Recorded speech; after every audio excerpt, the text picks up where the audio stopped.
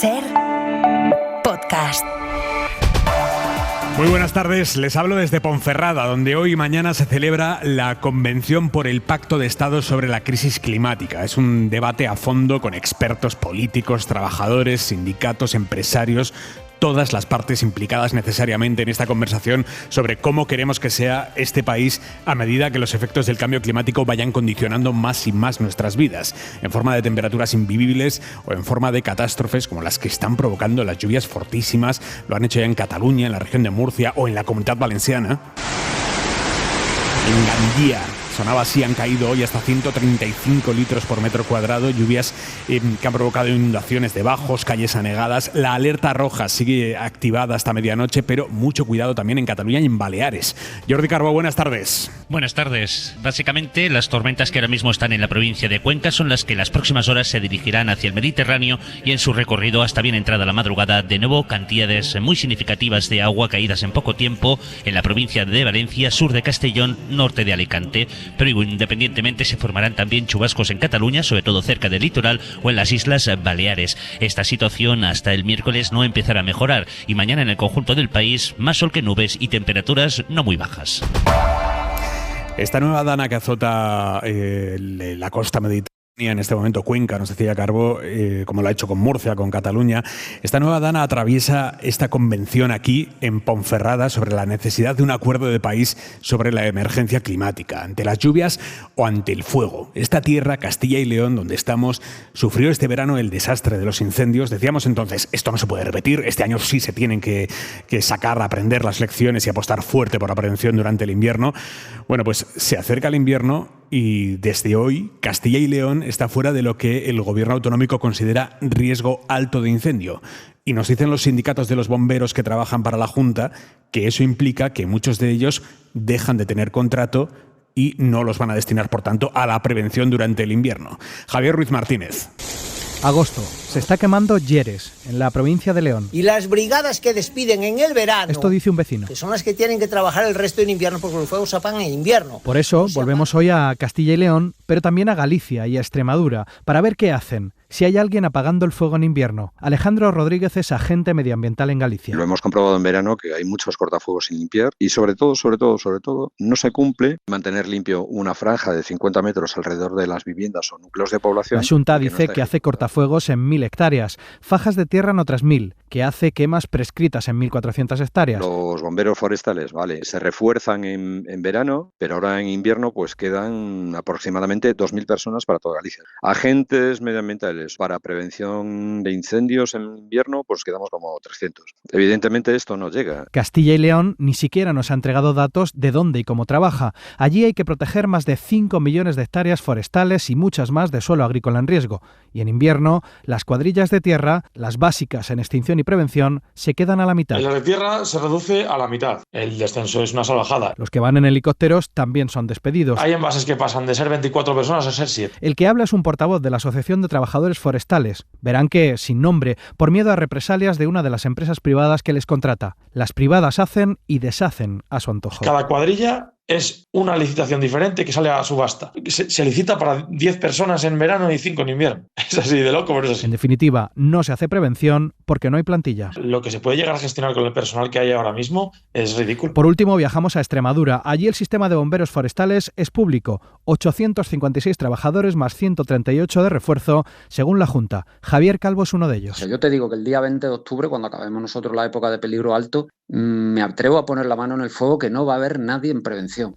Nadie. La razón es la bestialidad de horas extras que han acumulado durante la campaña de incendios. Javier estuvo en el incendio de Jarilla. Alcanzaré fácil este año 80 o 90 días de permiso. Que no es que los haya generado yo por capricho, sino que son horas extraordinarias de fuerza mayor. Hay una emergencia y hay que atenderlo. No hay relevo, no hay manos suficientes. Y es la pescadilla, dice Javier, que se muerde la cola. Como casi no se hace prevención, los fuegos son cada vez más grandes. El incendio se saltó a la autovía. Todos los medios están en la extinción, acumulando horas que les impedirán luego la prevención, apagando fuegos que ya no se pueden apagar.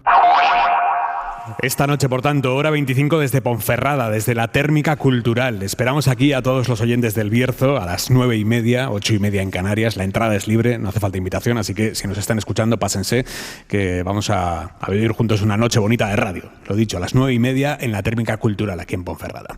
Antes, la información de este lunes 13 de octubre, desde el estudio Carlos Llamas de la SER, con Isabel Villar. Villar, buenas tardes. Buenas tardes, Aimar. Vamos a empezar en Egipto. Donald Trump y el resto de países mediadores entre Israel y Hamás acaban de firmar el plan de paz para Gaza. Donald Trump ha dicho que todo el mundo está muy contento y que nunca antes había visto tanta felicidad. En estos términos habla el presidente de Estados Unidos, protagonista absoluto de esta cumbre en Egipto organizada a mayor gloria suya. De hecho, ha sido él el que ha ido recibiendo a los líderes allí presentes, también al presidente del gobierno español, a Pedro Sánchez. Hasta tal punto se está tomando esto Trump como un evento a su medida que ahora, en su última intervención, se ha dedicado a pasar lista con los países que están allí representados, tirando de orejas al que le apetece, felicitando a otros. También ha hablado en concreto sobre España, de quien la semana pasada decía que había que expulsar de la OTAN por no cumplir con el 5% del PIB dedicado a gasto en defensa. Bueno, pues Donald Trump acaba de interpelar así a Pedro Sánchez. España. ¿Dónde está España? ¿Estáis trabajando con él con respecto al PIB? Nos acercaremos, pero fantástico el trabajo que estáis haciendo. Esta ha sido la mención de Trump sobre España, esto después de saludar al presidente del gobierno con normalidad. Tienen en cadenaser.com el vídeo de ese saludo, del apretón de manos. El gobierno español cree que la firma del plan de paz entre los mediadores es una buena noticia, pero que en todo caso las investigaciones abiertas al gobierno israelí por genocidio en Palestina tienen que seguir adelante. Enviado especial de la SER, Guillermo Lerma, buenas tardes. ¿Qué tal? Buenas tardes. La semana pasada amenazaba con expulsar a España de la OTAN. Hoy Trump no solo ha saludado a Sánchez con total cordialidad, sino que le ha dedicado esas palabras que han sorprendido incluso a la delegación española. Ambos mandatarios se han encontrado sobre una tarima con el lema paz en inglés, se han apretado las manos, han posado sonrientes y han intercambiado unas palabras que no hemos sido capaces de descifrar. Toda la escenografía medida al detalle para el lucimiento de Trump, que en esta cumbre con 30 líderes del mundo ha querido crear una red de apoyo internacional al alto el fuego en Gaza. Tenemos que trabajar para consolidar este alto el fuego, para conseguir que sea definitivo. Eso es lo importante hoy, según el ministro Álvarez, para el que celebrar la paz no es incompatible con seguir exigiendo responsabilidades por el genocidio al gobierno israelí. Hay un caso ante el Tribunal Internacional de Justicia, precisamente basado en la Convención para la Prevención y sanción del delito de genocidio, por lo tanto eso es algo que va a continuar. Pese a que el texto no hace referencia a ello, la Moncloa confía en que el acuerdo permita avanzar en la solución de los dos estados. Y lo dicho, ha sido alucinante ver cómo el presidente Trump ha aprovechado su última intervención en esta cumbre para eso, para ir repasando uno por uno los países que estaban allí presentes, para pasarles lista y cuentas sobre todo tipo de temas. Antes había proclamado que está en marcha ya la siguiente fase del plan de alto el fuego en Gaza, el de la reconstrucción. Victoria García, buenas tardes.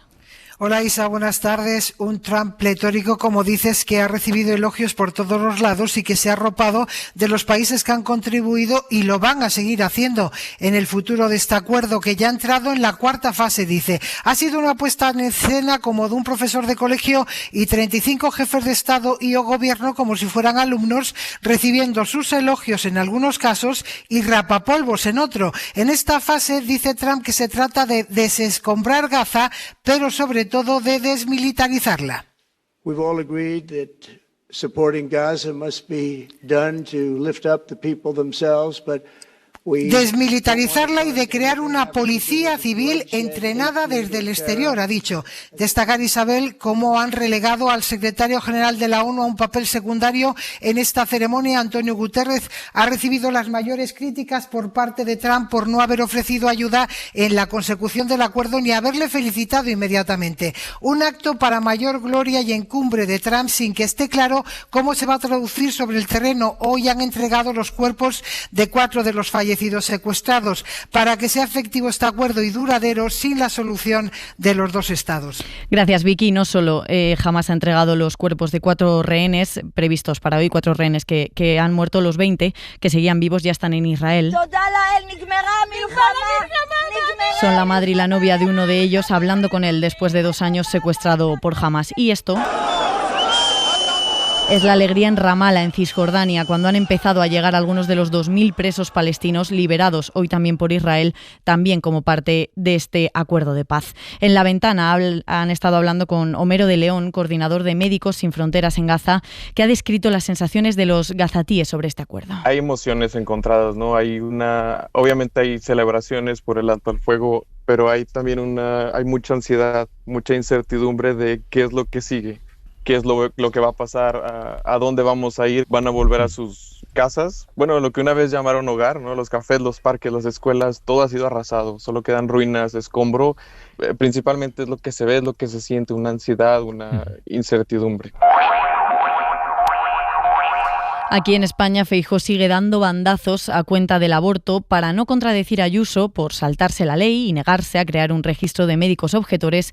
El líder del PP propone ahora que el registro sea de médicos que sí quieran practicar abortos. Esto viene de la semana pasada, cuando la presidenta madrileña anunció que se negaba a crear ese registro, diciendo también: pues váyanse a otro lado a abortar. Váyanse a otro lado a abortar. Semejante frase obligó a Feijóo a marcar posición, afirmando que garantizará que las mujeres puedan interrumpir su embarazo conforme a la ley. El problema es que él no puede garantizar eso, son los presidentes autonómicos que gobiernan los que tienen que hacerlo, y Ayuso no quiere crear ese registro que le impone la ley, que obliga a la ley. Así que a Feijóo le ha tocado hacer hoy otro requiebro para no contradecirla. Ha sido en Antena 3. Cuando llegue al gobierno, la lista será la contraria. Y es que lo importante para una mujer es saber qué ginecólogos, qué obstetras están a disposición. ¿Están en su derecho?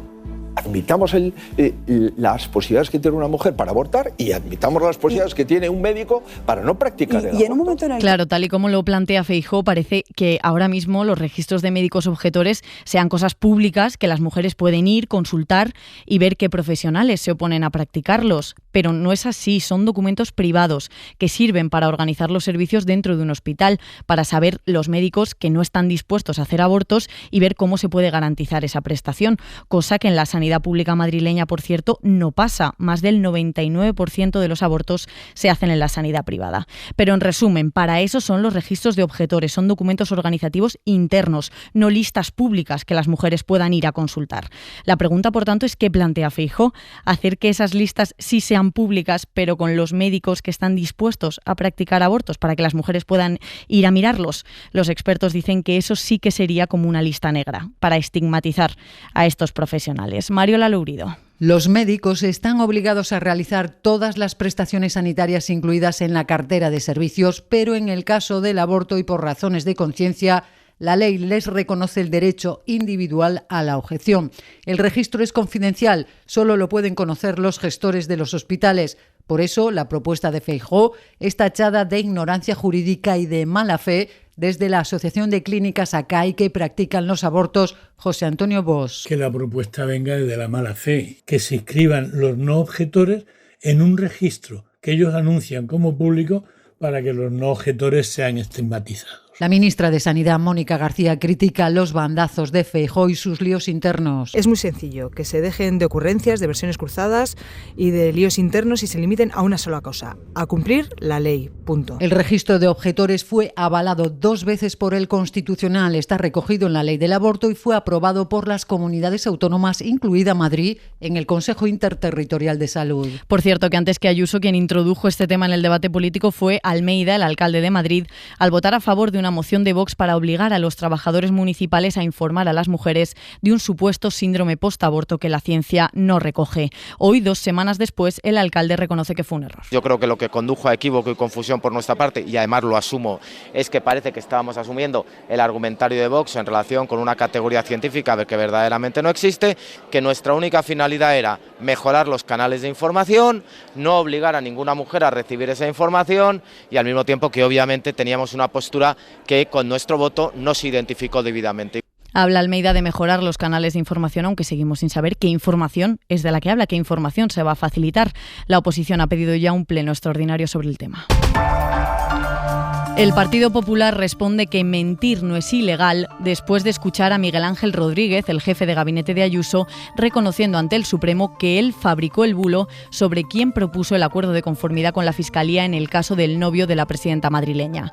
Rodríguez mandó un mensaje a algunos medios de comunicación diciendo que era la Fiscalía la que proponía el pacto y que se había echado atrás por órdenes de arriba, algo que era falso. Ante el Supremo, cuando declaró como testigo en la causa abierta al fiscal general, Rodríguez reconoció que eso fue una suposición suya. Eso no es información, es que tengo el pelo blanco, no tengo una información concreta.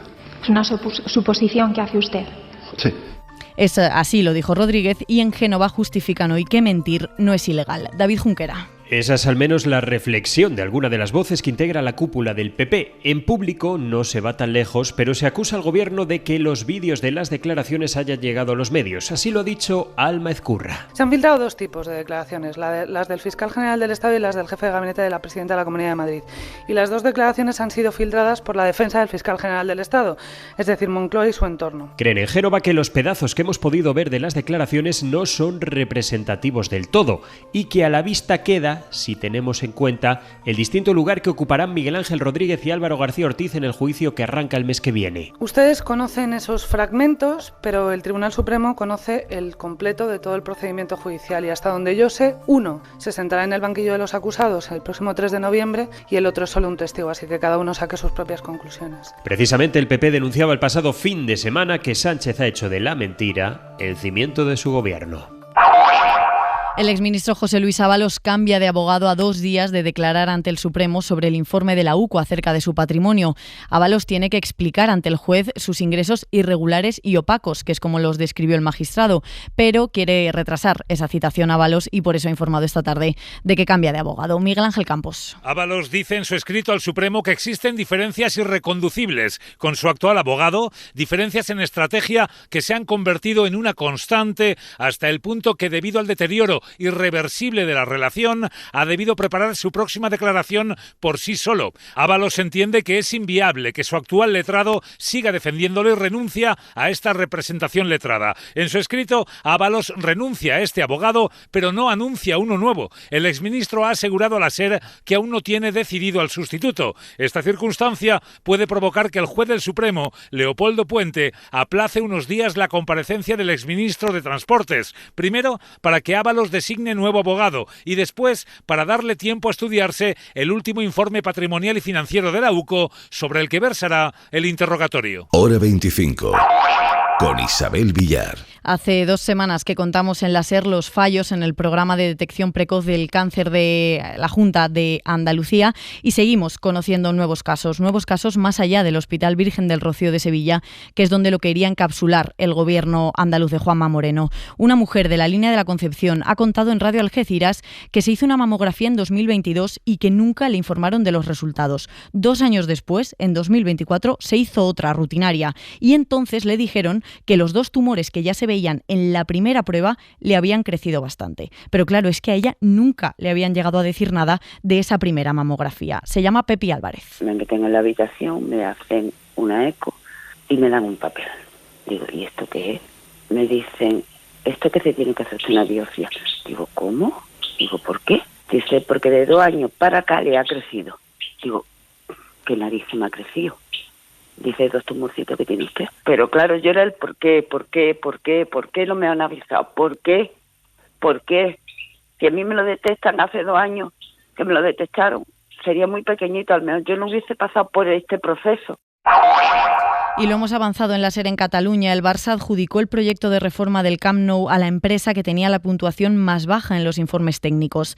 Es la constructora turca Limak, que era la que prometía acabar las obras antes, pero los arquitectos que estudiaron esos proyectos veían imposible que cumpliera con ese plazo, como se ha demostrado. Por eso le pusieron la peor valoración. Aún así, el club le adjudicó el proyecto. Radio Barcelona, Adrià Soldevila. Buenas tardes. Sí, Limak ganó el concurso para construir el Camp Nou, pese a que los técnicos del Barça la valoraron como la peor calificada de todas las empresas concursantes. Limak ganó por un calendario de obras que no podía justificar y que le supuso suspender el informe del equipo técnico del club. Sin embargo, los responsables del club le dieron 16 puntos más que sus competidores, precisamente por el calendario de obra, por ser los más rápidos en ejecutarla y así le concedieron la construcción del campo. Además, también le penalizaba el hecho de necesitar mucho más dinero que las otras constructoras para arrancar la obra. Limac pedía 200 millones para empezar, un 21% del presupuesto, por los 12 millones que pedían Ferrovial y Fomento. La mirada de Xavier Vidal-Folk. Qué claramente habla el silencio de las armas, qué bien suena, qué bien se escucha, tras 2 años de ruido estrepitoso, día por día, mañana, tarde, noche. Qué alivio para tantos que no dormían, martilleados por el estrépito de las bombas y por la sospecha de que se acercaban. Qué respiro no estar muerto y reencontrar a los tuyos después de tanto secuestro. Viva siempre el alto el fuego, porque es condición indispensable para la paz, su primer paso. No hay paz sin que callen las armas, pero existe siempre el riesgo de que ese paso se trunque. El alto el fuego en tierra palestina está perfeccionándose. Hoy ha dado un salto inconmensurable. Retranqueo militar de Israel, cese de disparos, entrega mutua de rehenes y prisioneros. Sin que esta fase haya culminado, faltaban aún esta tarde los cadáveres de 28 rehenes, ha empezado ya la fase del diseño de la paz. La conferencia de 30 naciones en Egipto puede contribuir mucho, poniendo balizas y colchones a los traqueteos del proceso. La ausencia de hostilidades es mucho, pero es solo un logro indispensable. Es frágil, porque cualquier incidente puede revertirla, y hay gentes dispuestas a ello. Al mismo tiempo, es sólida. El silencio de las armas, a fuerza de repetirse, suele convertirse en impulso contagioso. La paz debe ser justa para todos, porque es la palanca para que dure.